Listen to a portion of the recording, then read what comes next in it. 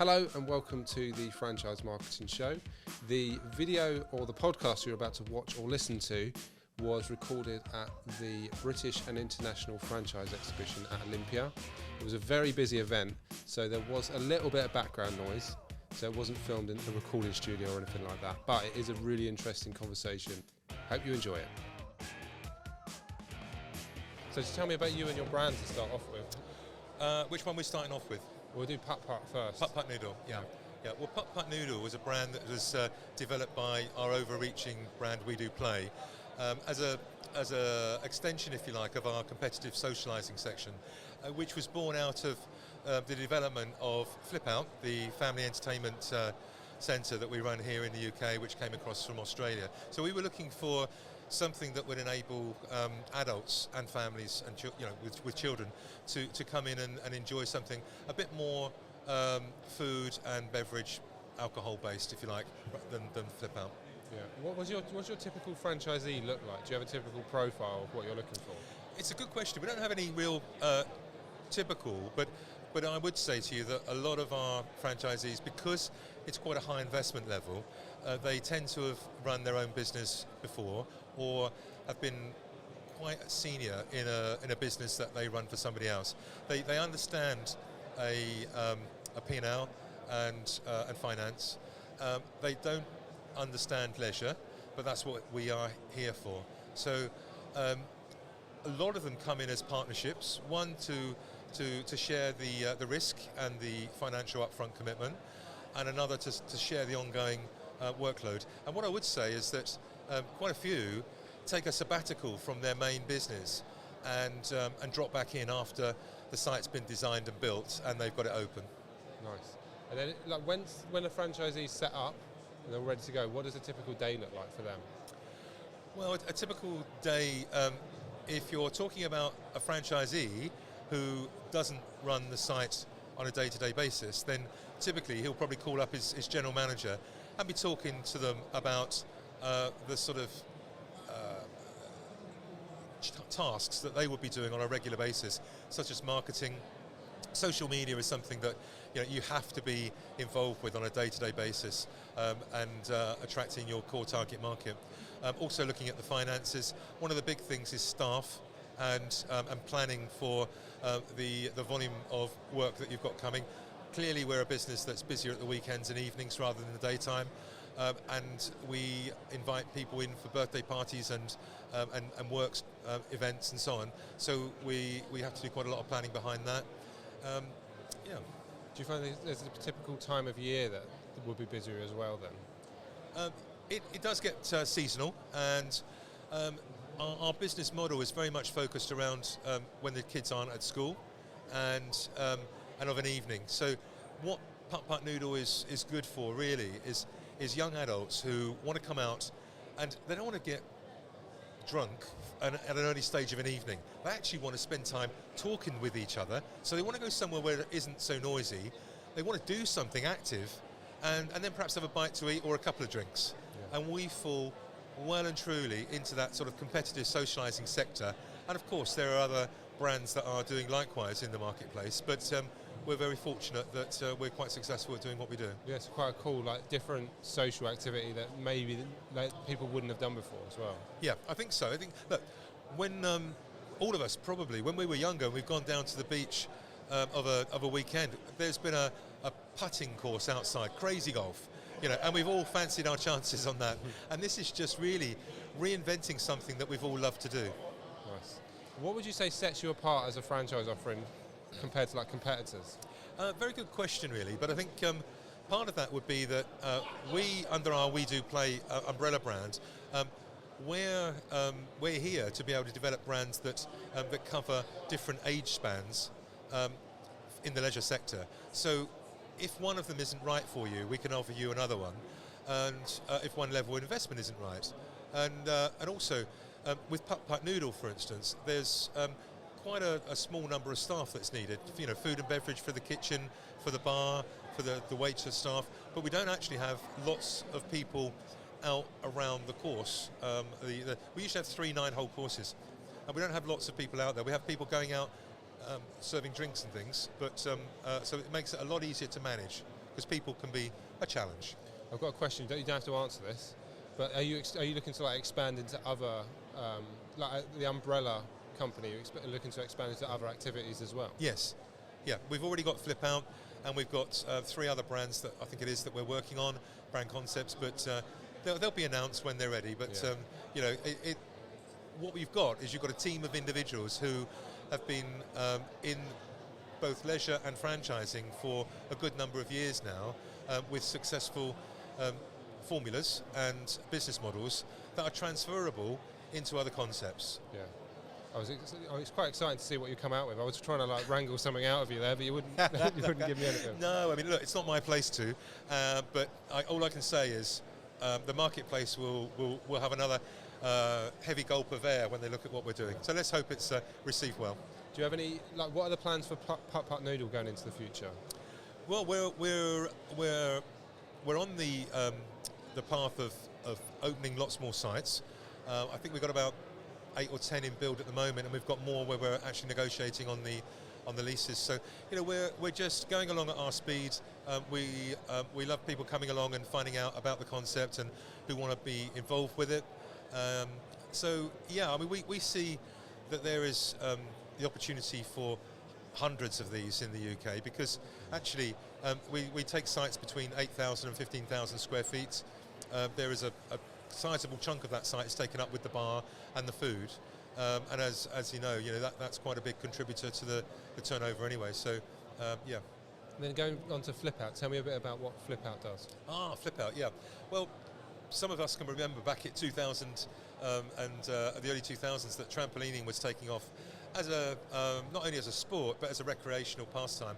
And in Australia, it was Flip Out was being developed at the time as an outdoor trampoline park. My colleague John went over to Australia in another business capacity, found the product, liked the idea, and he brought it back to the UK. And we started franchising in the UK. I think it was 2015. So since then, we've now got 33, I think it is, open in the UK, and many more around Europe and the world. Yeah, I was at Flip Out about 2 weeks ago in Basingstoke. Were you? Oh, yeah, well, yeah. Well done. That was good. Yeah. My 4-year-old, he loves it. Oh, excellent. Good, nice. Yeah.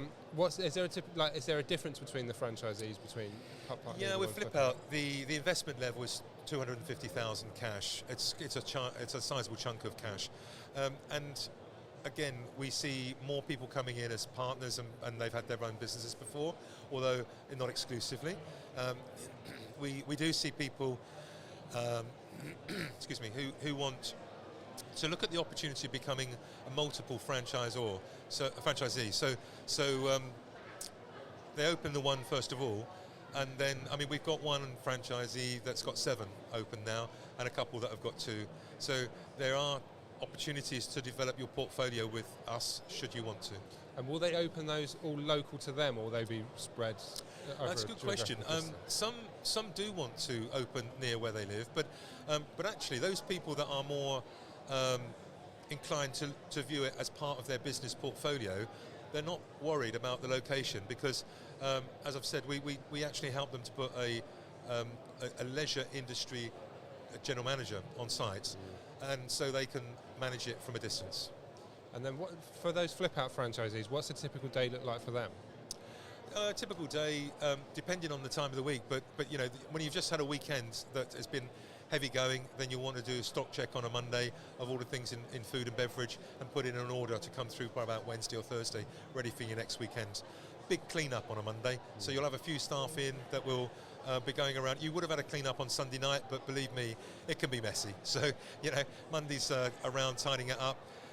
Tuesday, you might have some time with your direct reports, and you might have 3 or 4 direct reports in the bar and the different locations around the site.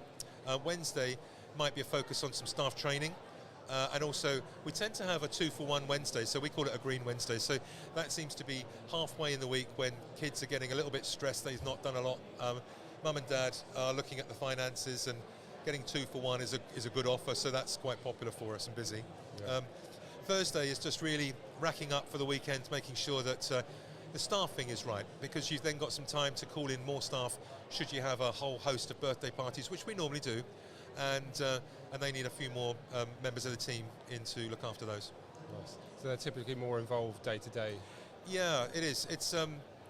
But it's interesting because there's a lot of different things going on. It's a very people-focused business because you've got so many people in the team, and they tend to be of a lower age group, and some of them are 0-hour contract, but we're looking at youngsters who are at school, at university, and perhaps this might be their first job. So we're looking at supporting them as well as training them and helping them to have fun in working with us. Nice. And then there's a lot of other trampoline parks that I know of. What do you think sets Flip Out apart? And I do have a view on this as well, so it'd be interesting to hear what you say. As far as our brand is concerned, what I would say is that right from the very beginning, we became very keen on the graffiti art, and we've spent a lot of money on that. And what that does is it creates an experience. It's like an ambience. When you walk through the door, you're walking into a comic, and you've got these villains and goodies around the building that are interacting, not necessarily fighting, but are interacting and having fun. And our children seem to soak that up subliminally and really enjoy the way that the music, the visual experience and the equipment brings them together. The second thing is that we have actually expanded from being a trampoline park. In fact, most of our new parks don't have trampolines in them because they're in shopping centres. We tend to have lower ceiling heights. So we've now got things like Laser Quest, bumper cars, electric go-karts, very, very popular, inflatables, ninja, arena, climbing frames, toddler arena, soft play, all these different things. I think at the last count we had about 35 different options. So we sit down with the franchisee and we look at, one, what would they like, and two, what competition is in the area, so that we complement rather than compete with local other operators. Yeah. You said similar to what I was thinking as well, because my view was I've been to a few different trampoline parks, and when I go to Flip Out, it's Flip Out. Because you walk in the door and there's a certain vibe. It's like the branding's everywhere, the graffiti, like you said, and like the colour scheme is everywhere. So you're in a Flip Out. Absolutely. And it goes down to like the socks you wear. Yeah, bright green. We were fortunate in many ways that the original owner in Australia was quite flamboyant, and you may remember, may not, but in the early stages we did have quite a few interesting cars that were of the Flip Out green, and they had the graffiti over, or not the graffiti, they had sign writing over, and we turn up at shows and events like this with the Rolls Royce or the Lamborghini or whatever it was, and had some fun. We even had a small tuk-tuk. So if you were a general manager not doing very well, you'd end up with the tuk-tuk. Yeah. What's the future look like for Flip Out? Oh, I think it looks very rosy because, let's be fair, parents are always looking for something to do with children, and we are mainly expanding into shopping centres that have high footfall traffic anyway, and we are constantly revolving on our list of and expanding on our list of experiences for children. We never sit back and say we're there. We're not there. And what you'll see is some exciting developments that hopefully customers will vote with their feet and keep coming back. We've got an expansion into a membership program now, and the membership is very, very attractive financially for the parents, and for the children they absolutely love it. So we feel as though we've got a strong understanding of the marketplace, a very good understanding of the financial and business dynamics of running the business model for franchising, in particular in the leisure industry, and we've got very good relationships with landlords because property is a big driver, because we take such big locations. Really interesting what you say about memberships there, because as a parent, I've got a few memberships of different things. Yeah. But it's just useful having that, because if it's like a day you're not sure what to do, it's like, we'll just go to that, we'll go to that. Yeah. So by doing that, you're like top of the list for I think for parents. so. Yes, I think that's how we saw it as well. And when the parent comes in with their child and their child's the member, the parent will have a cup of coffee. They'll have a chat with other parents, and it feels a bit like a play centre where you'd go after school with the kids when they were under 5, and the mums would have a coffee and a chat and all that. And we've just extended that. Yeah. And it seems to have gone down extremely well. Yeah, nice. Well, thank you so much for coming on the show. My pleasure. Really appreciate it. It's very interesting to chat about both the brands. I look forward to see what other brands you're working on in the future as well. Lovely. I look forward to coming back and explaining what they are. Cheers. Thanks. Well, thank you very much. Bye.